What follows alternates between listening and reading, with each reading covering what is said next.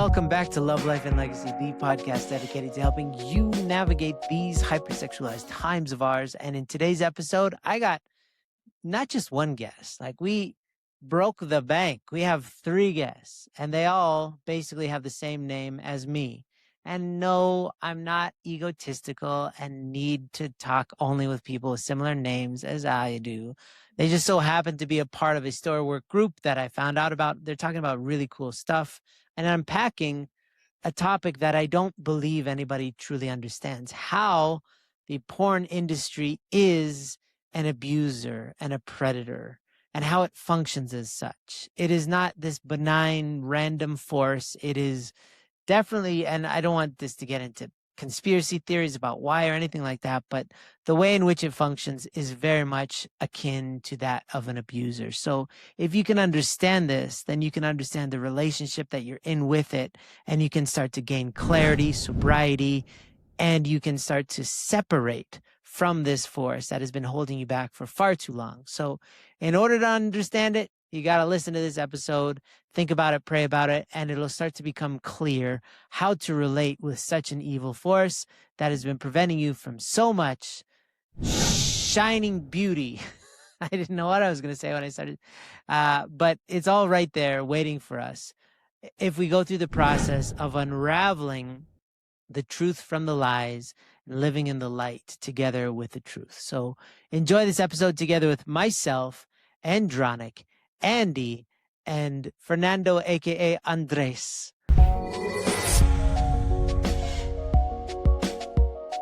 All right, folks, we got some handsome faces on the screen with kind of, it seems like the 3 stages of like growing a beard. Andronic is pre, Fernando's middle, and then Andy's perfection. Formation, growth, completion. We got, so this is actually Fernando. I hope you feel very uncomfortable at this point because you have 3 Andrews on the phone, basically. And you. Well, I can change my name to Andres. Yes, that's your middle name. This is, exactly. we just formed a cult. I'm sorry, the world. So Fernando's middle name is Andres. Then we have Andronic. Then we have Andy, which is Andreas. Andreas and Andres and Andronic and Andrew. I definitely feel like the most boring vanilla version of that name. You guys definitely have a lot cooler names. And we wanted to unpack something. So context, I was speaking with Andronic, and he was talking about story work. And so story work is something we've been doing in High Noon. If you've been a volunteer and you want to take it to the next level and understand your own self through the stories that you've been saying and unpacking them. And all of the High Noon staff has been doing this, and it's really deep. It's like, if you're into healing and you're not afraid to cry in front of people, it's a great experience. But they were unpacking something about trauma and about sexuality and this kind of stuff. And it sounded so intriguing. I was like, you guys have to come on the podcast and we got to figure this thing out. Because to me, when I hear stuff like that, it's like, ooh, this is like a riddle that if everybody could watch us kind of put together this puzzle, then they can do it faster. You know, when they try to figure it out, they can see themselves where they fit into this puzzle. So Andy Pak, this is going to be really hard to figure out who I'm talking to. I've already started to call Andronic Andy accidentally over the past 2 weeks.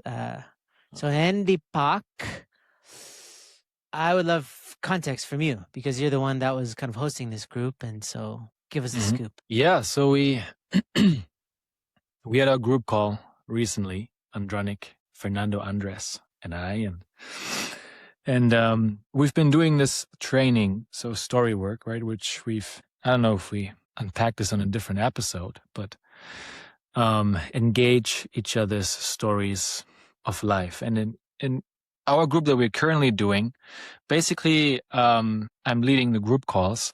I've been putting together really small lessons from Jay Stringer's book, Unwanted: How Sexual Brokenness Can Reveal Path to Healing. And one of our weeks, the topic we addressed was trauma and sexual abuse, which is just a nice light topic. Yeah, just a nice little. And it was a pretty, everybody gave feedback. It was a bit of a heavy educational bit that we tried unpacking, which is 2 chapters from Jay Stringer's book, and kind of notions from there that I've learned from his book and kind of the training I did with him. And so basically there are 4 core experiences of trauma that you can break it down into, or 4 core experiences of abuse. And we kind of went into that. And number 1 is that abuse is not random, and there's always context and trust. And so we might feel like abuse is something terrible, right? That happens randomly to people in life. But this point is kind of clarifying that there's always a situation that has been building up, that has been going on, and there's context that we can dive into and understand how abuse has been building. And so the second one is the abuser is connected with the victim and fulfills a legitimate need. And so there's always for the victim. Yeah. So the abuser is somebody, and that's statistically very common, that the abuser is somebody that's very close to the victim, a relative, a family member, a friend, extended family.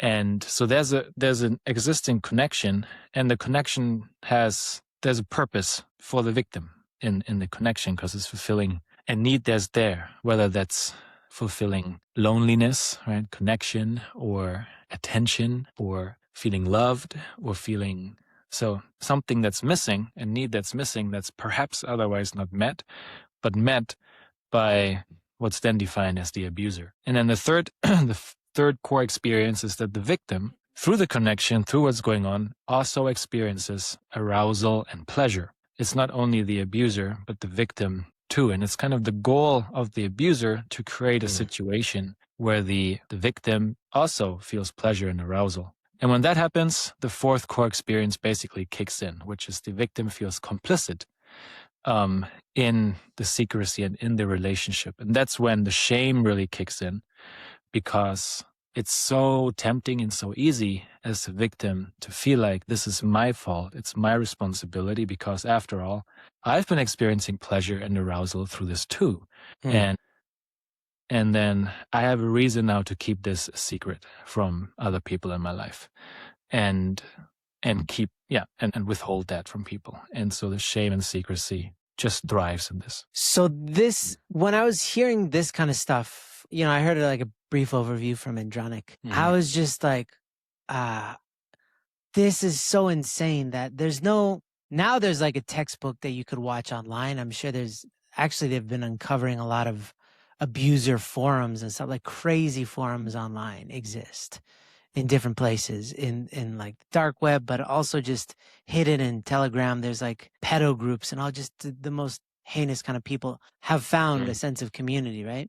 Prior to that, though, any instances of abuse that I've heard about, sexual abuse in my family and different people that I've known, the abusers follow a very strategic playbook that they never, there's no book that they actually followed, but they knew it. It was like a knowing that they had inside of them, which to me confirms this idea of the fall and Lucifer and all, identical to the scenario that happened, in the garden, of this kind of person abusing their authority and finding a way to make the victim feel complicit and then feel shame, and then perpetuating this cycle so that they're now kind of like a slave, and then their family's born into it. You look at, the Cain and Abel situation, like it's all kind of trauma stems back to this one original family. And like, to be honest, religiously, it just, so hard to relate to that story, like as being a real story. It sounds like a metaphor. That's how I've always really felt it, because it's too hard. I cannot get past, like, what are they wearing, Adam and Eve? Like, did they, like, naked, I guess, but then, like, what do they look, were they hairy? I don't know. What, these kind of questions, I get lost in that. But just knowing that there is an original mind that guides us towards our conscience and making good choices brings us back towards our family and this kind of stuff. And then also knowing that we have this sinister playbook inside of us that we can abuse people and in a very calculated way, and we already know how to do it, is insane. Like, it's really crazy that they just know it. You know what I mean? I know I'm just saying the same thing over and over again, but it's such a bizarre and almost impossible thing that is true, that anywhere in the world you go when there's a sexual abuser, they're following a very strategic playbook that they just somehow intuitively know how to implement. You know what I mean? So that's really why I wanted to unpack this a little bit more. So did something come up for you in this conversation that you wanted to kind of bring up, some realizations that you had? I mean, not this conversation because we just started this, but the conversation that you had in the group. Yeah, well, I think the very next thing, and this is something that Andy also brought up, is how porn, in some sense, actually has a lot of these qualities or a lot of these kind of attributes that we just described of a sexual abuser. To me, that was like a mind-blowing connection. I somehow never saw it before, but I think it reveals a lot about not only what's happening to us, that can be happening to any of us in our homes, in our private time, like in places that, can you imagine that abuse is happening and it's just you and your phone?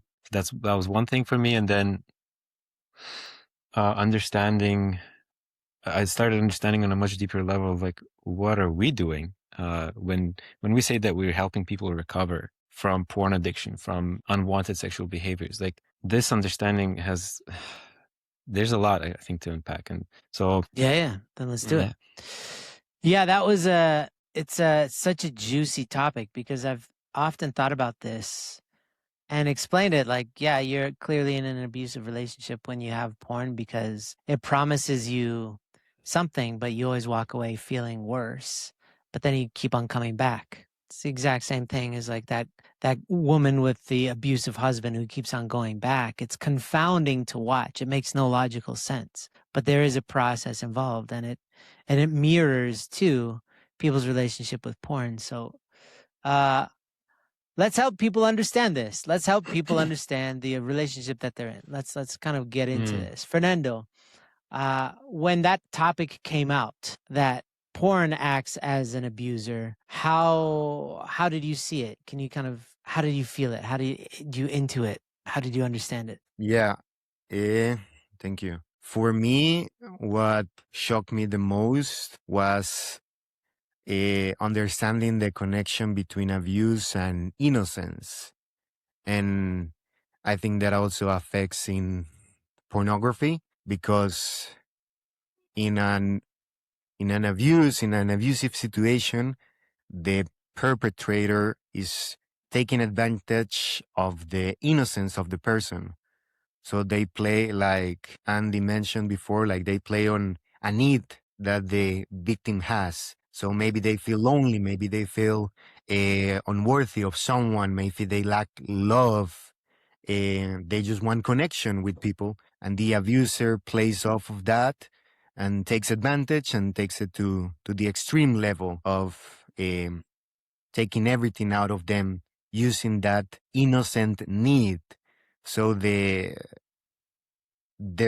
reason why people maybe come back to it in terms of pornography is because pornography also tries to or gives off the lie that they are feeling a lack of connection in your life, and you feel that the only way you can feel connected to something, to someone, to your emotions or to satisfaction or anything like that is through pornography. And even though people can feel the bad consequences in their life, they keep going back to it because they feel that they are getting something out of porn, even if it's with a huge cost.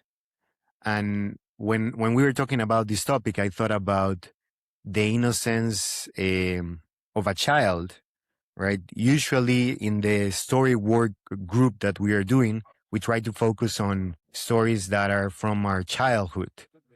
And for me at the beginning, that was strange because I thought, oh, maybe I have to work on the things that are happening to me right now, the difficulties that I have in my life this week, or the difficulties that I have in my life growing up, being a man, something like that. But through the story work, I personally found out that a lot of the things or behaviors that I do right now originate in a story in my childhood. And working on that childhood story, or at least understanding it, helps me realize how I can focus or solve or change behaviors that are affecting me right now. And with porn, it's all the same. When you understand what you are trying to feed, what you're trying to solve through pornography, then you don't have to focus on not watching porn or not going back to porn. You can focus on healing and actually getting some healthy responses to your needs, and then you don't need porn. And so, yeah, two things, the connection between the innocence of a child and how the abuser takes advantage of that. That was really powerful to me. And for me, I even started thinking about the future, like how can I create a life for my children where they don't need to go through those difficult experiences to understand how they can get healthy connections or solve their needs in a healthy way. Which is why I think it's so important to look into those childhood stories, or that's what I realized through the group. I think. Yeah. What I want to understand that though a little bit more, like in terms of innocence, because in the scenario where there's an actual physical predator who's in your family or somebody you know who's taking an advantage of and I've heard this too, it works with human trafficking as well. I heard the testimony, it was like an anonymous testimony from somebody who's in the trafficking world who is saying that if he wants to find somebody, you know, to victimize, he goes typically to a public square like a shopping mall, finds a young lady who's by herself, and then he'll say, "Wow, you're very beautiful." And based on her response, he'll know if he can prey on her or not. Because if she responds confidently and says, "Yeah, thank you," like it's kind of like, I know my value, then he walks away. And if she looks away and if she's very shy, she's like, "Oh, I don't know," this kind of thing, that's when he preys on her, right? So there is a very clear way for that to happen in a kind of in a relationship, you know, person to person. But how does this look with porn, right? Because we know that the kids now who are like in their early 20s, most of them started watching porn exactly at the age of 11. You hear this like the vast majority of people I know, it's at the very specific age of 11, right? Now I would say the kids who are of that age, it's getting younger, right? But how does this work that the porn industry is preying on these innocent people and kind of getting their purity? How does that work on have you guys thought about that? I think the porn industry I think it's really interesting because even in Jay Stringer's book, right, it's mostly focused on the healing part, like healing these original stories. And then still he makes a point in one of his chapters that there is the whole sex industry and porn industry out there that, according to what we're seeing today, right, it's not going to stop. It's not going to stop, won't stop anytime soon. And the way they are working, they have so many different genres, right, that appeal to so many different emotions that people might be feeling, so many different needs that people might have. And then there are more and more genres that appeal to kids, right? It's like infantilized, sexualized pornography, cartoon stuff, anime stuff. That's stuff that starts out seemingly innocent and then becomes more and more suggestive slowly and over time, and might be interactive even. There's a whole AI dimension of this as well now. But yeah, I mean, it's much more accessible than it used to be to kids. And so I think for kids, there's many different scenarios how this happens, right? It's a innocent looking web page or a game page, and kids are clickbaited into something that's arousing all of a sudden. And first arousal can be a really scary experience for someone young. And what do I do with the arousal? And if there's nobody to talk to about like a sexual awakening, arousal, pleasure, it becomes a pretty confusing topic to navigate, right? What do I do with all these feelings and physical feelings coming and emotional feelings coming up? Well, so, because, okay, there is a clear agenda from, the porn industry. It's an industry, so business, right? So we can tell the business side of it is plant as many seeds as you can, and then hopefully it funnels back to you in the form of money, right? One thing that's very interesting to observe, though, is the pushback that age verification seems to get. So in Canada, we have Pierre, who's been fighting this for years, for I don't know, 9 years or something. He's been trying to help different local politicians understand the value of age, but it's so hard to get people to protect kids online. So the idea of age verification is just that every single porn website would need you to prove that you're above a certain age in order to access this content.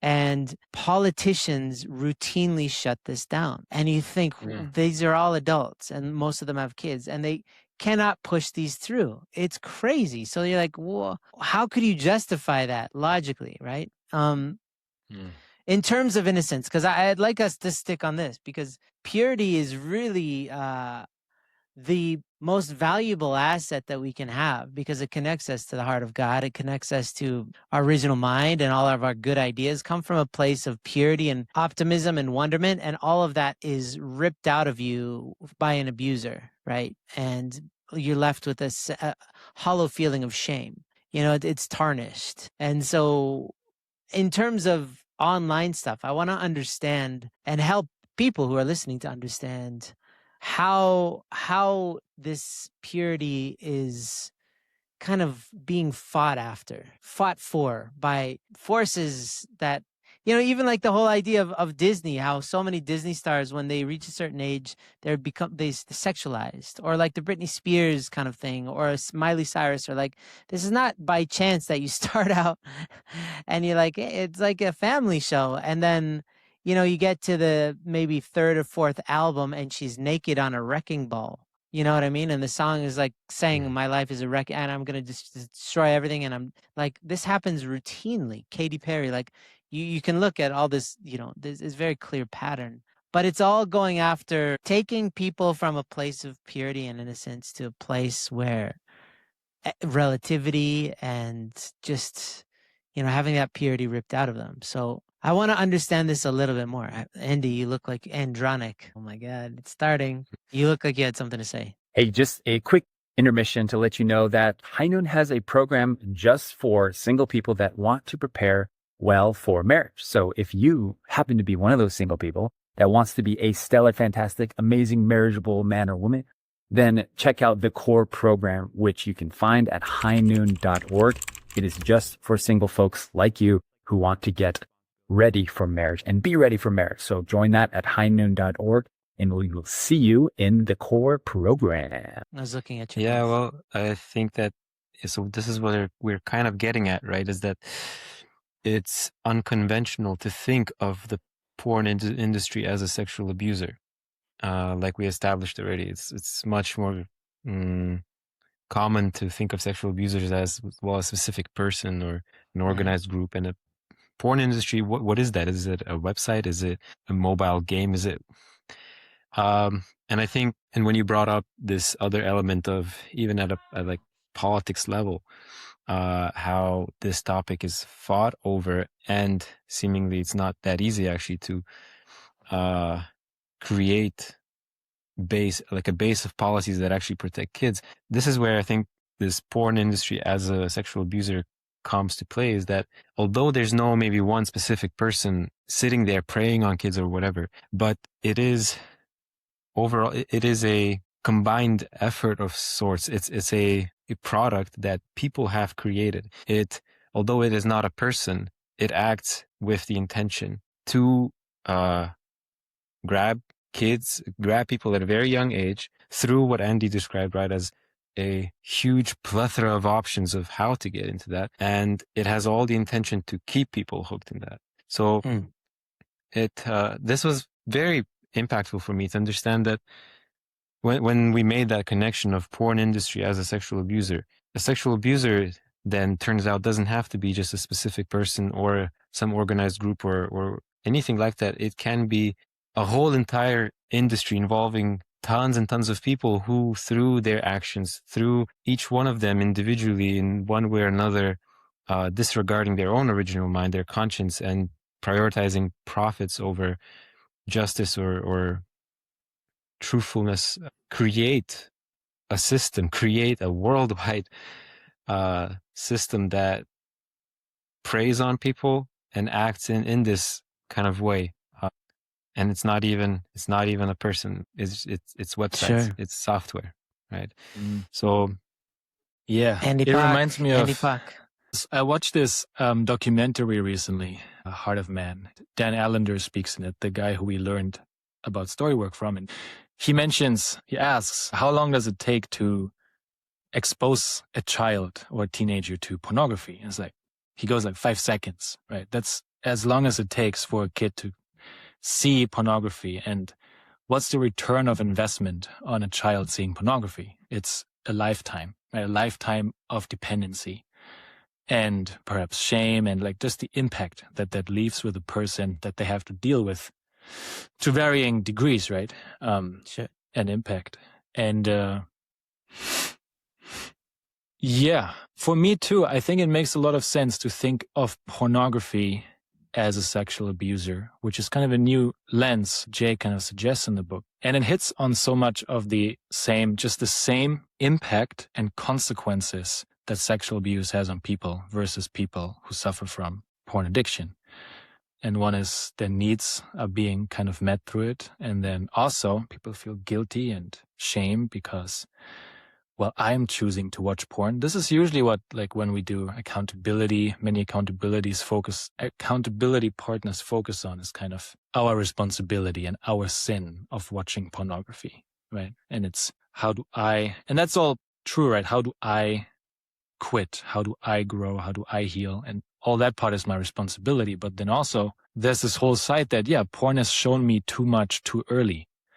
And I wasn't supposed to see this that early. I wasn't supposed to be drawn into whatever genre I was drawn into and then get that escalated without much guidance. And I mean, yeah, with a clear lack of people who are clear on how to guide us through our sexuality growing up, right? I mean, politicians and parents aren't able to create clear legislature on these kind of things, as you said.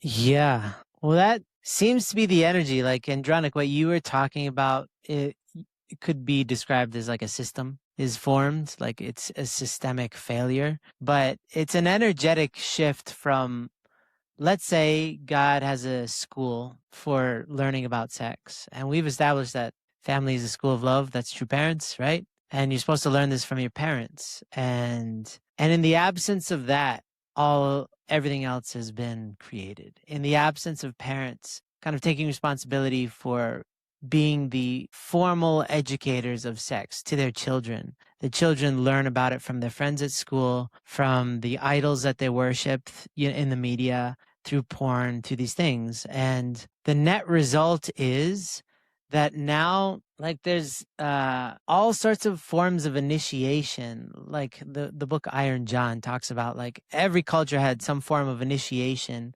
and it involved actually removing kids from this childish world and helping them to understand the world of adults. But it was the adults who took responsibility for the kids. Now, no adults seem to be taking care of the kids. So who initiates the kids now is the porn industry, right? And even last week or the week before, I saw an announcement. This girl, for her 18th birthday, is starting an OnlyFans. And this is her announcement, right? Because this is her form of initiation.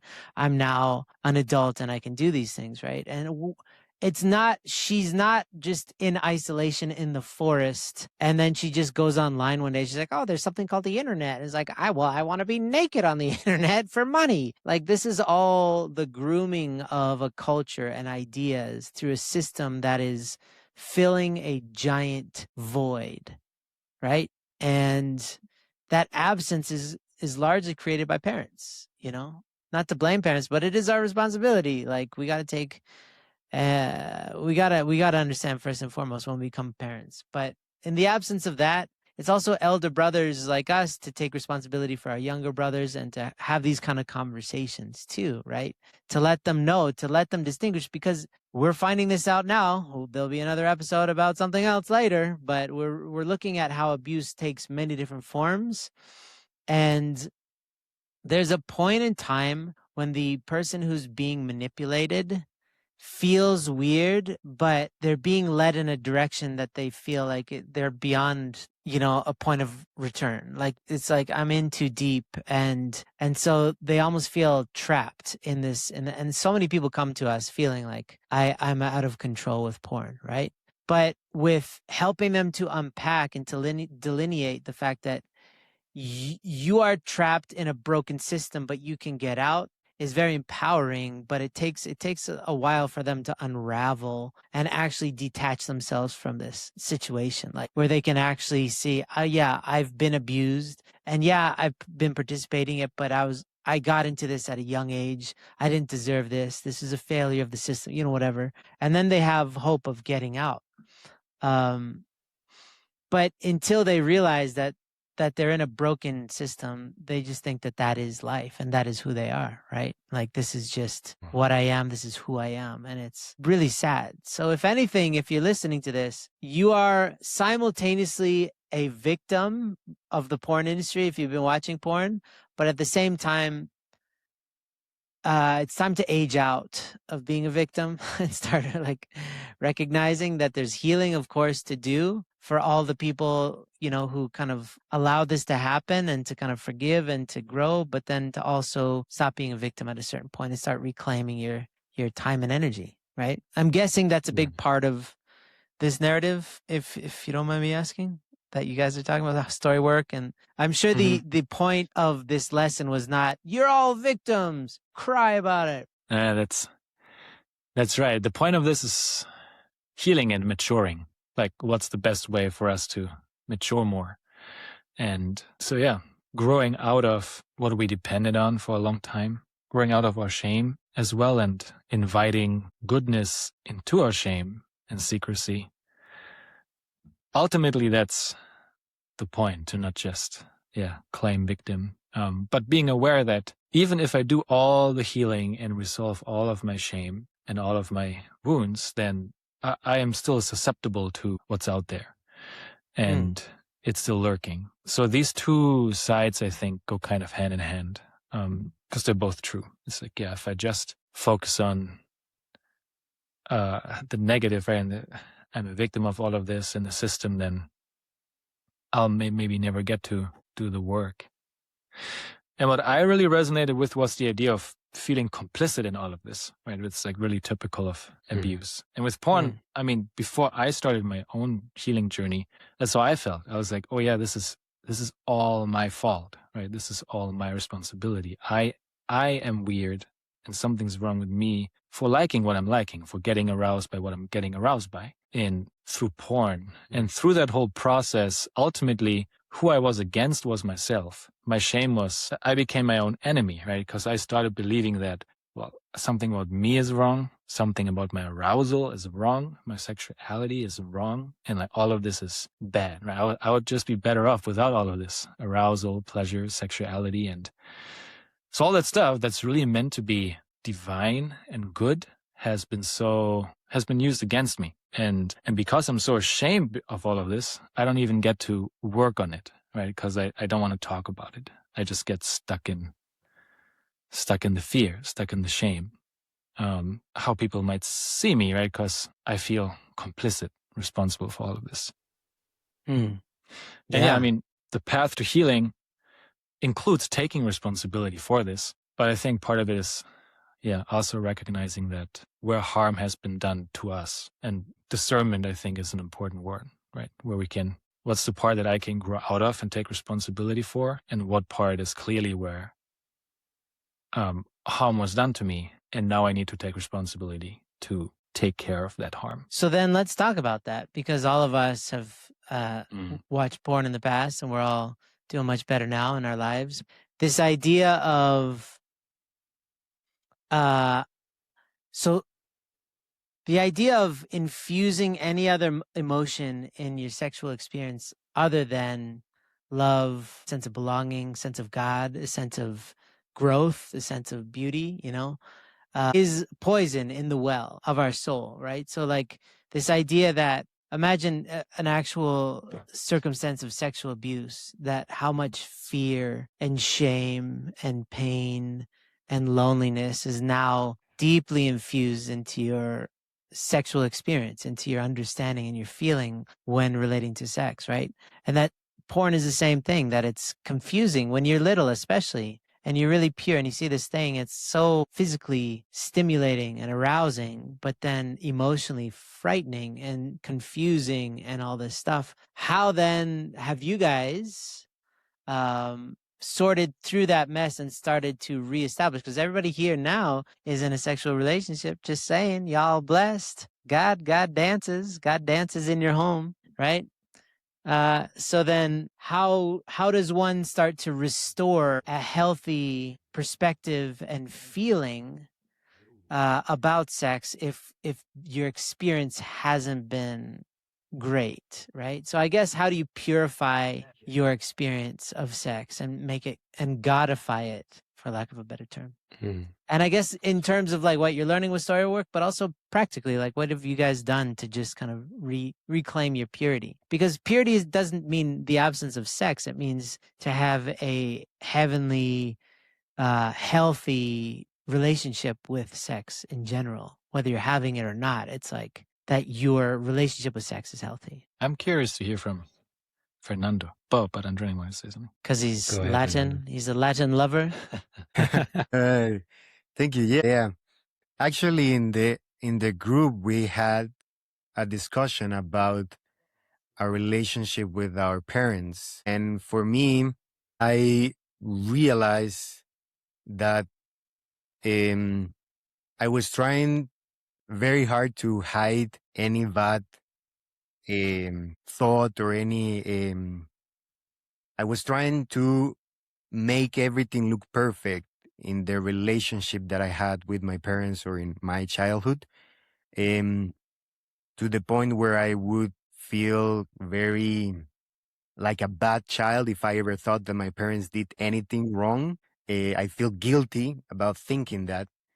And I didn't realize that I was acting this way until my wife came along, because she is someone that wants to build a connection with me and with my family. So she's coming like with a good intention.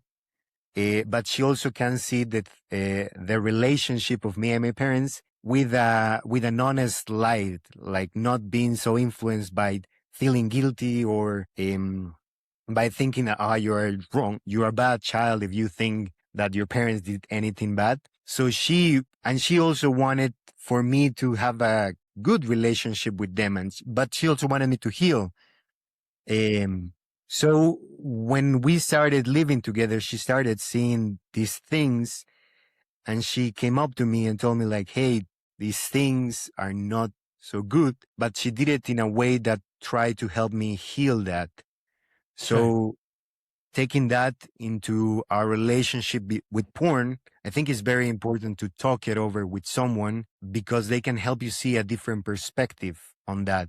If you only see it from your own point of view, you might always think that you are the bad person. You were the one that clicked on that side. You were the one that decided to get addicted to porn, something like that, like Andy mentioned. But when you talk it over with someone else and they want to help you grow out of that, then they can help you see a different perspective.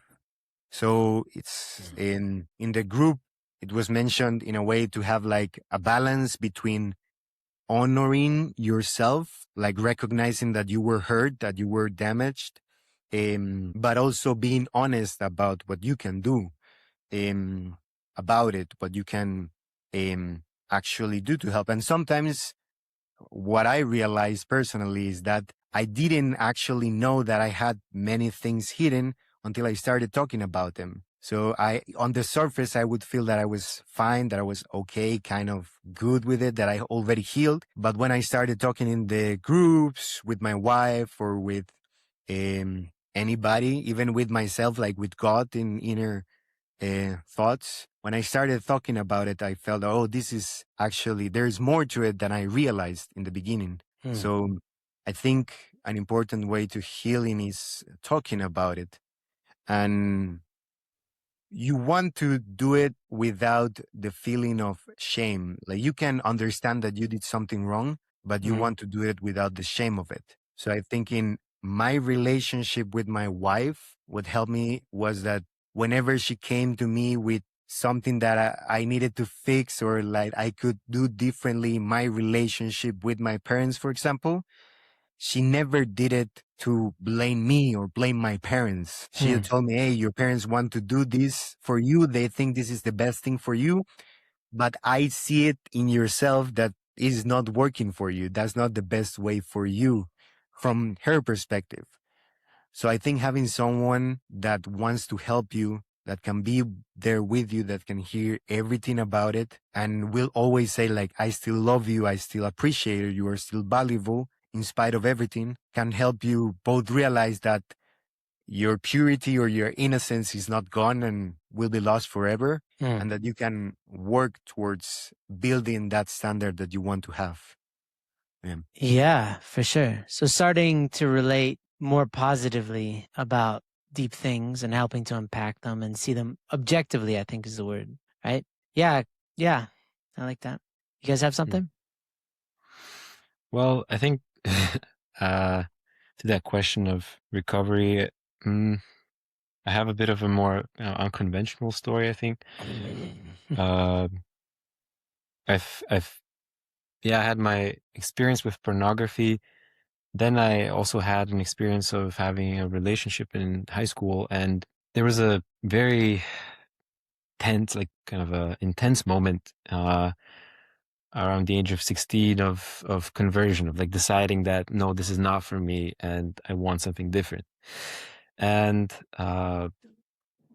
honestly, so I went really far the other way, relating to my purity and to this whole identity of that I wanted to have of being of a child of God again. I became quite extreme with my attitude towards myself, how free I felt, and especially everything related to my body. It was like I was so determined that I will conceal my body, like no one should see it. I felt very ashamed about it. I felt like somehow the path of restoration of purity is for me now to, well, live in a kind of cage or to isolate myself from any opportunity to fall again. And purity became very intertwined with just my physical body for some reason. And as long as I was single, that was fine. It worked for me in terms of, well, getting me through the rest of high school and kind of later years, feeling like I'm not transgressing against anything, at least, and that I'm not committing any more sin. I was really disciplined and very, very much.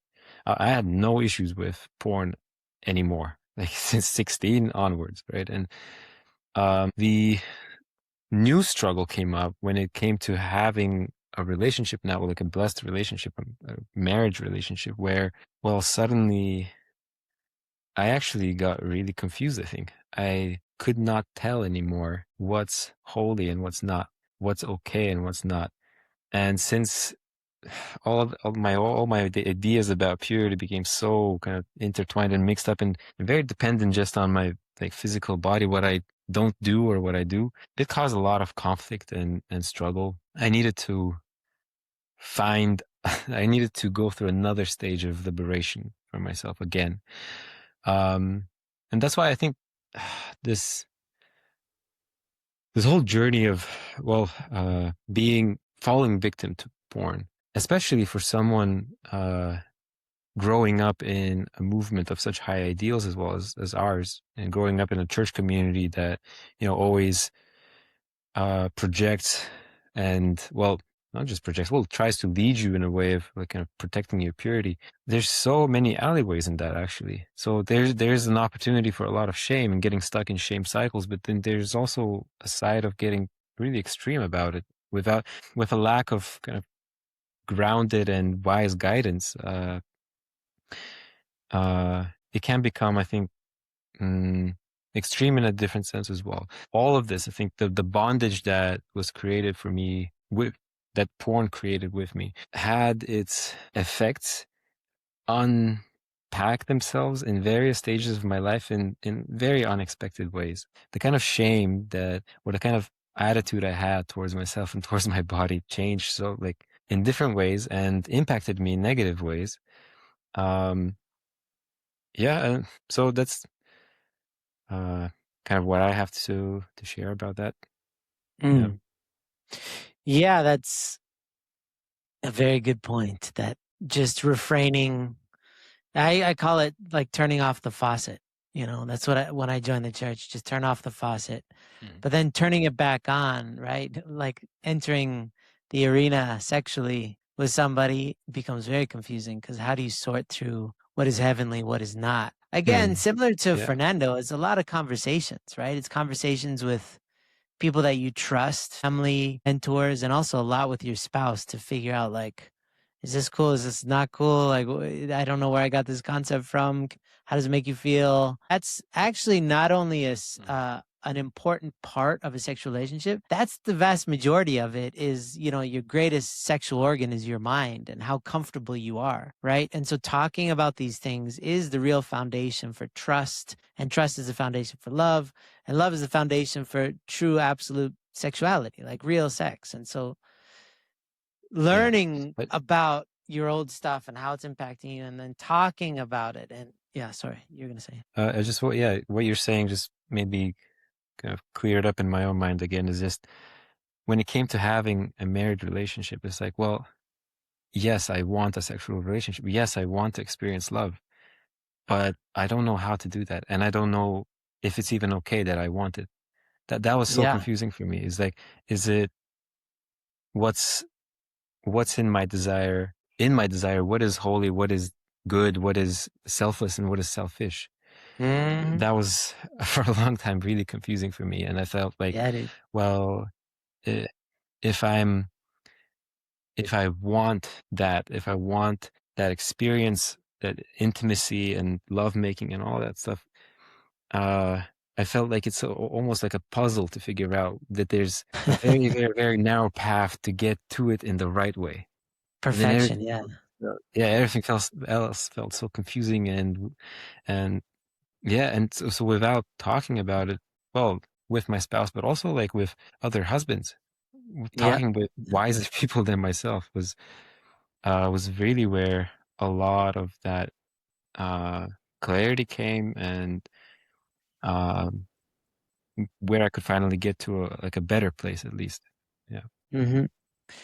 Unbelievably important. Yeah.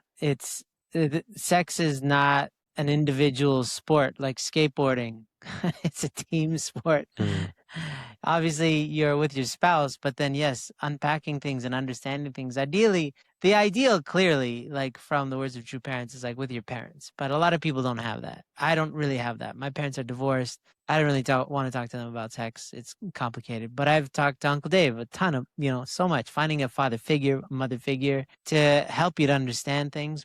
One thing my wife has always said from the beginning, and I used to hate it and be like, reject it, and now I just am so humbled by it, is like, God is simple and love is simple. And if you think about it, sex is very simple. But anything egoic or anything dysfunctional just complicates everything exponentially until it just becomes like you want to start to give up. Like, this is too hard. This is too complicated. But it's actually extremely simple. It's just about being present with your spouse, being present with God and yourself. Like, the holy trinity of lovemaking is talking and just being natural, but we're so unnatural as people typically, right? So yeah, I think the game is uncomplicating your relationship with sexuality by healing certain stuff, by figuring out the false narratives that you have and what is the kind of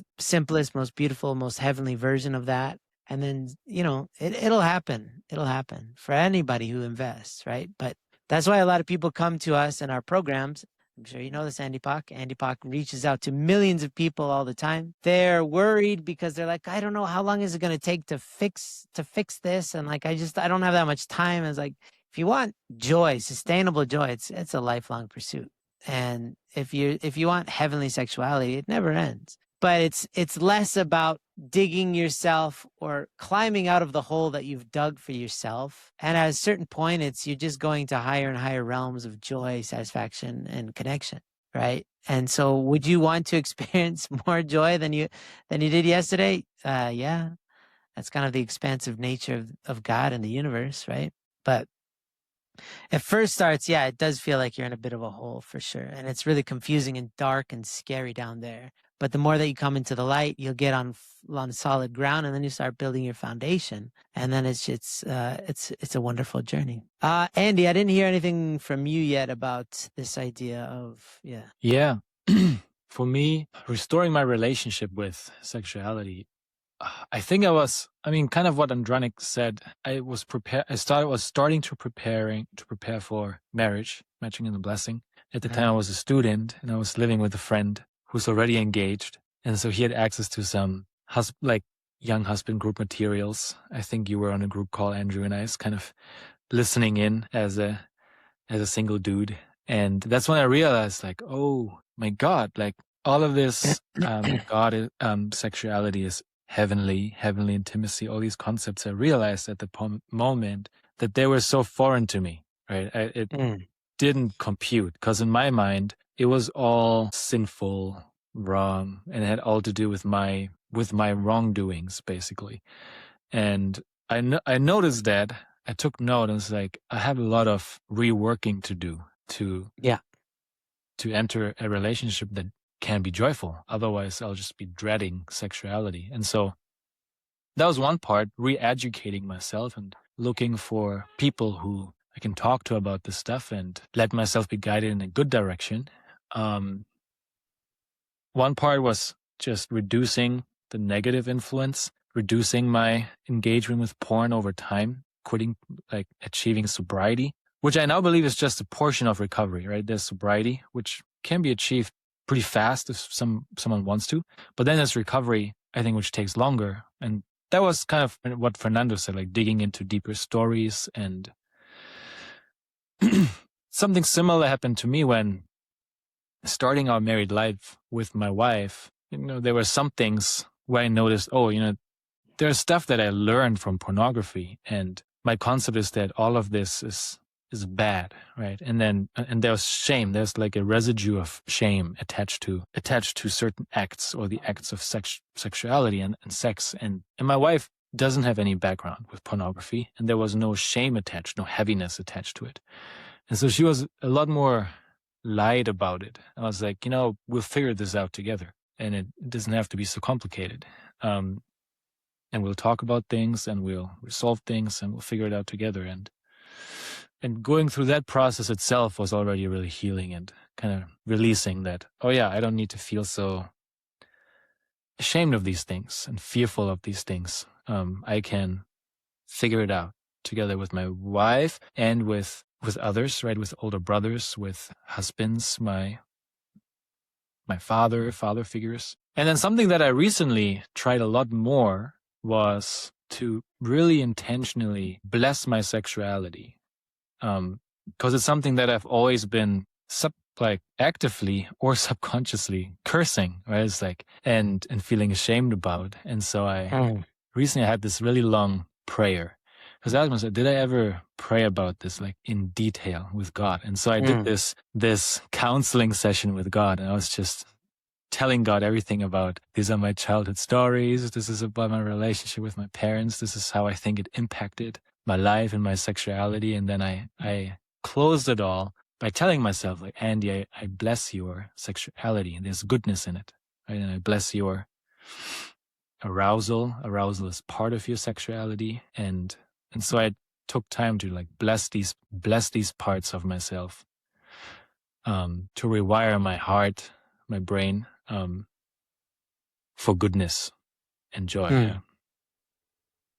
Yeah, that's nice. I think that's a really great thing to try. Just however that looks, but the idea of acknowledging the God as a part of sexuality, right? Where does God fit into this? Because yeah, we've perverted it quite immensely as a human race, as I think almost as far as we can go, like in terms of like taking it as far away from its original intended purpose as we can. But it doesn't mean that it's lost its intention and its design and its purpose. So to acknowledge that is a great step in the process of reclaiming that. Because like, what are you reclaiming if you don't acknowledge it and feel it, right? Just kind of like cleaning up a house that you're going to sell anyway, instead of just like really making it a home. Very different energy. So yeah, I like that. You know that we're almost at an hour, right? This, Yeah. did not expect that. I think there's a lot still to unpack, but I think we need to do this in stages. It's an important revelation, right? This idea that the industry is an abuser to purity. It's the enemy of purity, because I always used to say that, you get into porn alone, but you have to get out together with others. But after this conversation, I realize you don't get into this alone. I mean, you feel alone, but there's a lot of people who have made this possible, right? So we're never alone, for better or for worse. And so we need to choose to be with people who care about us and to deal with porn addiction and any abuse, together with other people. So yeah, this is the High Noon Way. Thank you guys for unpacking this. I hope we can do this again and go deeper. Let's sit on this and then reconvene when we have some nuggets. And Andronic, do you have one more thing to say? I'm looking at your face and you look like you have one more thing to say. Well, I was just thinking of any singles listening to this podcast, that this whole process and being in that situation of being in the grasp of an abuser, having shame cycles, makes us believe a lot of lies. And I personally have heard it quite a few times, and I think all of us have seen it. A common lie to believe is that, well, maybe if I find the right person, maybe if I get married or blessed, this will go away, or like I'll figure it out then, which is very much not the case. My heart really goes out, especially to all the husbands. Right now, I have a young husbands group in Ascend, and the heaviness of the realization that the guys experience when they realize that actually the blessing doesn't solve it. Actually, not only that was a lie, but unresolving, not really addressing those shame cycles, those false beliefs that we have in our minds, is not going to go away anywhere if we just find the right person. Or so I know that I speak of this at an awkward time because Ascend launched just now and it'll be a while until the next cycle starts. But I think reach out to us anyway, right? I think we're always willing to help and support.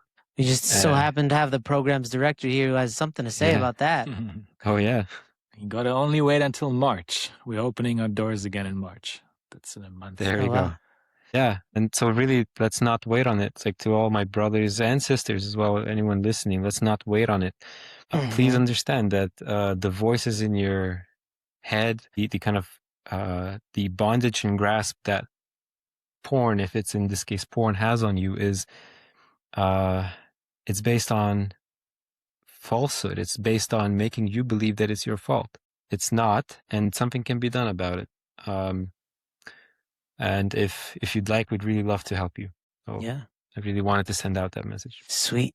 Yeah, thank you. So there's kind of two ends of that spectrum. One is some people who think that a relationship will cover all of their pain and resolve it, which is not true.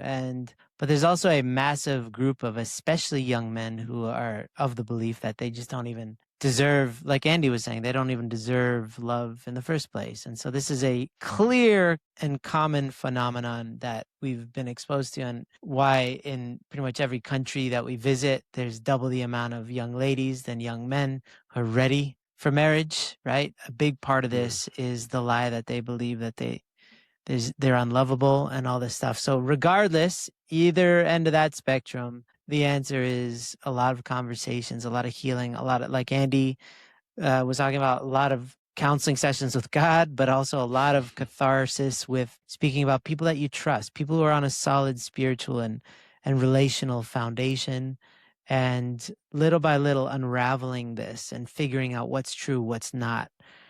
It is a process, because you'll realize at some point, wait a second, I am deserving of love regardless of my stakes, and that's what grace is. And you can hear the word grace, and you could go listen to a billion sermons or TED Talks or whatever about the idea of forgiveness and grace, and it doesn't mean anything until you feel it. But when you feel it and you realize that that's what feeling new feels like, you realize that anybody can reclaim that purity that was taken from you at a very early age. It is very much on the table, and it is the essence of my faith as an individual. It's why I joined a faith in the first place. That's the question that was deepest in my heart. Can I be pure like a child again? It's absolutely possible, but it's a process, right? It is a process of kind of polishing off your heart from all of the darkness, all the shadows. Stick with us, everybody. Come back for the next episode, whenever that's going to be, but also do your work. And if you don't have a group of people that they can be your accountability partners, they can listen to you, blah, blah, blah. That's what we're here for. Is we're here to be that for you until you find it and create your own natural group. And we're happy to do that until the time that you don't need us anymore. We won't feel used. We will feel like you've graduated. So thank you so much. 3 Andrews, Andres, Andronic, and Andreas. Yes. Yeah, thank you guys for stopping by. Thank you. Thank you. Thank you. Hey there, it is Benji here. I want to ask for your attention for just a second. We are asking y'all who have been benefiting from the podcast for just one small favor. We don't ask for much. In fact, we actually try very hard not to ask much. But if you have benefited from this content in the podcast, then I want to encourage y'all to consider becoming a donor for High Noon. Yes, we are still a nonprofit and we rely on your donations to function. And if you would like to just donate $10 a month, if you are looking for a way to contribute your cash to something really meaningful, then I hope that High Noon can be that thing for you. So you can go to highnoon.org/donate. You can click in a link somewhere down below this episode and become a donor for just $10 a month or $20 or $100 or $1,000, whatever it is, guys. It is truly helpful. All right. So go check that out if you have benefited from this podcast in any way over the years. Lots of love.